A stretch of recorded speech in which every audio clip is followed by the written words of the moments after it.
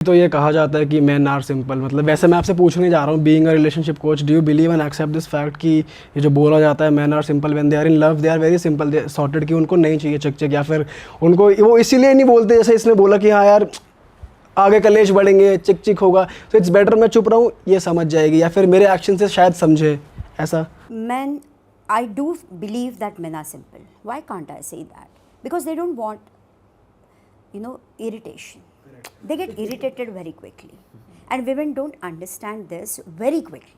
मैं उनको ब्लेम नहीं कर रही हूँ, लेकिन what I'm trying to say, the more a woman will understand कि इन चीज़ों से ये इरिटेट हो रहा है, तो सही समय वो देखेंगी, उस सही समय पे सही बात करो और थोड़ी सी बात करो तो वो हिट होती है।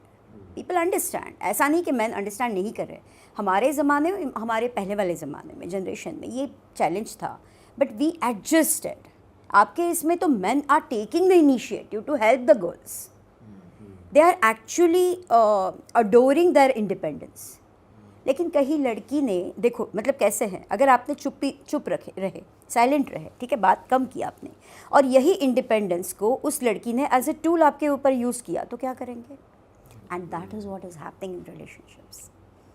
When you actually help the girls or your partner, lady partner, और फिर वो थोड़ा सा independent हो जाती है, she starts using her feminism, and that comes as a boomerang on you, and you are just confused how to deal with it. तो आदमी पे चुप्पी भी भारी पड़ जाती है। चुप्पी भारी पड़ रही है आपको एक्सप्रेस करना पड़ेगा। There is no other solution for this. Ma'am, how do you see cheating? आजकल चीटिंग बहुत मैरिड लोगों में, अनमैरिड लोगों में, जेनजीज में चीटिंग वर्ड तो इतना कॉमन हो गया है, तो आप कैसे ले रहे हो? और चीटिंग के केसेस अगर आप कुछ बता सकते हो जो आपके पास आए हो, तो कैसे किसी को ओवरकम करना चाहिए, या ना हो उसके लिए भी कैसे प्रिकॉशन? एक केस बताना चाहूँगी। Married last 3 years to 4 years, okay. अब ये लव मैरिज है, लास्ट 9 साल से एक दूसरे को जानते हैं। कितने? 9 साल से। और 4 साल की शादी है, सो अराउंड 13 साल तो हो गया ऐसे ही।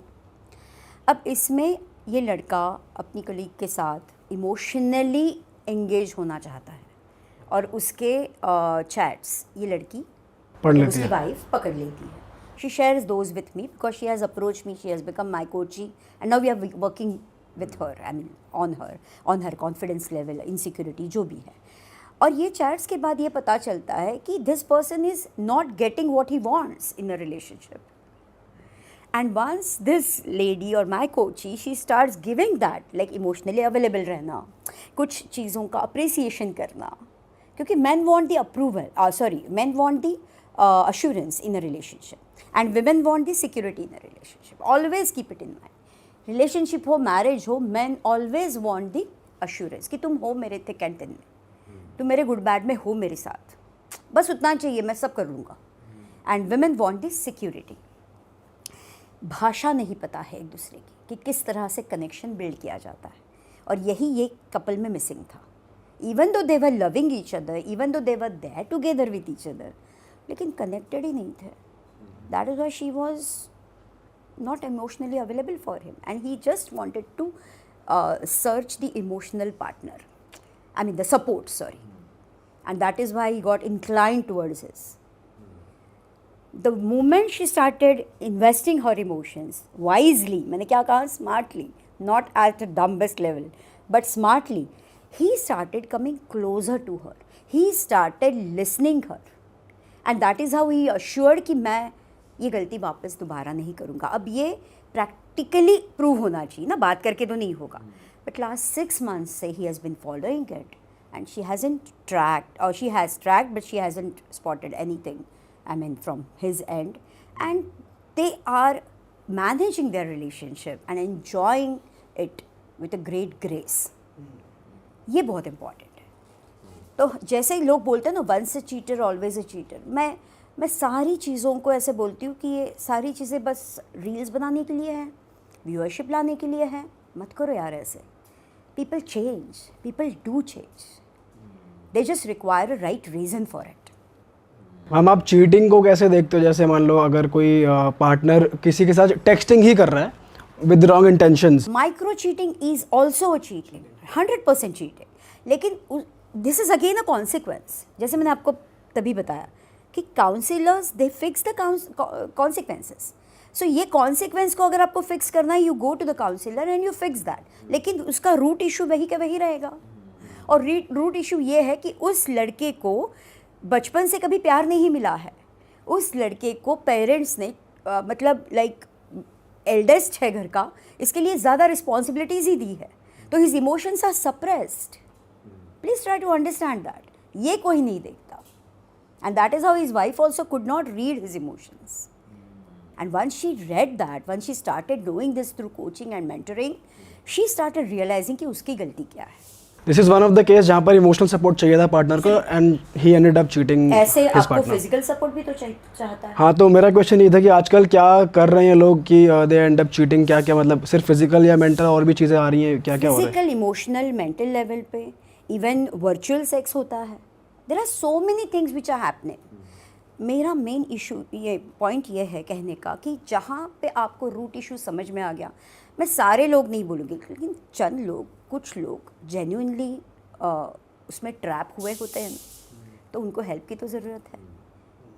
आई won't say most of the men are cheaters, definitely not. Why do we have to say like that? मतलब कोई ज़रूरत नहीं. बट मैम आपको ये रेशियो बढ़ता हुआ दिख रहा है लड़कियों में भी कि लड़कियां आजकल ज़्यादा चीट कर रही हैं? मुझे चीटिंग के बदले ना मुझे फेमिनिज्म को रॉन्गली इस्तेमाल किया दिख रहा है. They are using their feminism wrongly. कोई केस आया आपके दे आर पास? Using their women empowerment in a wrong way. For example, जहाँ आपने मेरे से बता दिया कि मैम मेरा हस्बैंड नार्सिसिस्ट. आजकल पता है क्या हो गया है, ये इतने सारे टर्म्स आ गए हैं ना, ये टर्म्स की वजह से ना मे बी उसको रील बनाना है, व्यूअरशिप चाहिए या कुछ भी, अपने दिल को सुकून देना है, इसके लिए इन टर्म्स को हम लोग इतने अडेप्ट कर चुके हैं और इसको इतना इस्तेमाल करते हैं कि हमें लगता है कि ही इज़ ईजीली बोल देते हैं my husband is a narcissist, और वहाँ पे पता चला ये लड़की मैनिपुलेटर है. अच्छा. That is another case I would like to tell you. She is a manipulator. अपने बेटी को 3 महीने के उस बंदे को मिलने को नहीं दे रही है वो.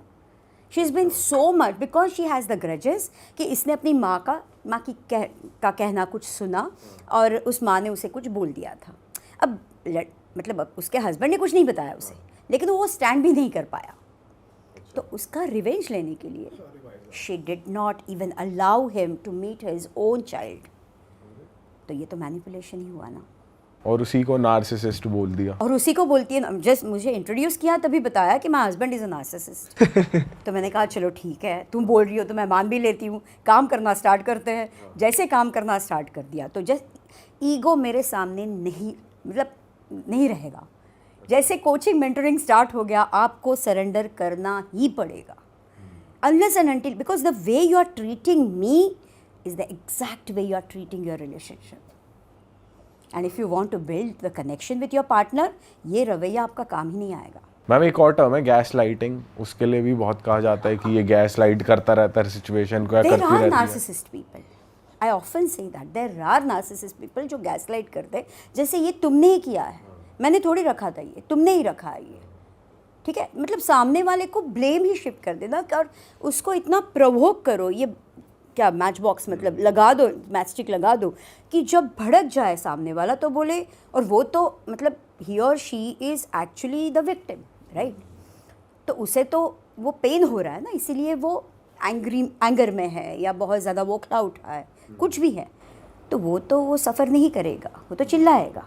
तो वो बोलेगा आप चिल्ला रहे हो तो it is your fault, I didn't do anything. That is gas lighting, the hard core gas lighting. Ma'am अब जब हम जेनजी के ऐसे टर्म्स और ये चीज़ें डिस्कस कर ही रहे हैं, एक और बहुत कॉमन चीज़ सुनने को मिलती है अक्सर कि यार उसका मेरी गर्लफ्रेंड का बेस्ट फ्रेंड है, मेरे को उससे बहुत जेलसी है. या फिर वो लड़की बोलती है कि तुम्हें मेरे बेस्ट फ्रेंड से क्यों इतनी जेलसी है. तो आपके पास कुछ ऐसे केसेस आए हैं जहाँ पर एक्चुअली में ये ऐसे कुछ ट्रायंगल्स बने हो, फिर आपने वो सॉर्ट आउट किया हो, या कौन गलत है कौन सही है इस केस में? What do you think? Best friends को लेके आपका, क्योंकि मेल्स को ना मेल बेस्ट फ्रेंड से बहुत प्रॉब्लम होती है. और ऐसा भी कहा जाता है कि अगर आपके पास अच्छा पार्टनर है तो आपको मेल बेस्ट फ्रेंड की ज़रूरत नहीं होनी चाहिए किसी लड़की को. और बॉयफ्रेंड को मेल बेस्ट फ्रेंड से दिक्कत भी इसलिए होती है क्योंकि वो खुद एक लड़का है तो उसे पता है कि अगले लड़के की इंटेंशन क्या है। पॉडकास्ट 3 घंटे चलेगा अगर हम इस तरह से डिटेल में बात किए तो। I have a lot of content for it. चलो, आप क्या पूछ रहे थे मुझे कि बेस्ट फ्रेंड्स अपनी पार्टनर का बेस्ट फ्रेंड हाँ। कितना एक्सेप्ट करना चाहिए या नहीं करना चाहिए, हाँ। ठीक है, इस तरह बात करें। अब यहाँ पे अगर एक बात करें तो एक बैंगलोर बेस्ड लड़की है, उसका पार्टनर है, फियांसे है रादर, मुंबई बेस्ड, ठीक है। अब दोनों आईटी में है, काम कर रहे हैं अच्छा खासा, सगाई हो चुकी है उनकी और शादी होने वाली है। And they have been in a relationship last 8 years, so they know each other very well. Done. अब होता ऐसे है कि इसने 2-3 बार ऐसे नोटिस किया, रादर 4-5 बार नोटिस किया कि she is avoiding him at a certain period time. I mean like जैसे 7-7:30 बज जाते हैं ऑफिस के बाद, तो ये इसे अवॉइड करती है, उसके कॉल्स नहीं रिसीव करती है। अराउंड 9:30-10 बजे या तो दूसरे दिन या तो रात को मैसेज किया, फिर बाद में बात की या नहीं की, तो ही स्टार्टेड डाउटिंग ये चल क्या रहा है। मुझे रीच आउट किसने किया पता है? वो लड़की ने। She was cheating on him but she called me, she reached out to me, she placed a call, she told me कि ऐसा ऐसा है and this is what my mistake is, I agree, I accept, but he is not able to give me the time which I want. उसका partner जो time देना है या Saturday Sunday कभी जाना है बैंगलोर या उसे आना है तो मुंबई में अवेलेबिलिटी रखनी चाहिए, तो वो सब नहीं कर रहा है। एनीवेज चलो, अब एक दिन ऐसे हुआ कि ये बंदा गया बैंगलोर और उसे पकड़ लिया। वो अपने कलीग के साथ थी ऑफिस के, जो वो बेस्ट फ्रेंड्स कहती है ना, ग्रुप, उसमें से एक बंदे के साथ थी। रंगे हाथ पकड़ी गई वो। रंगे हाथ पकड़ लिया। अब इसका ये बौखला उठा, आ गया वापस।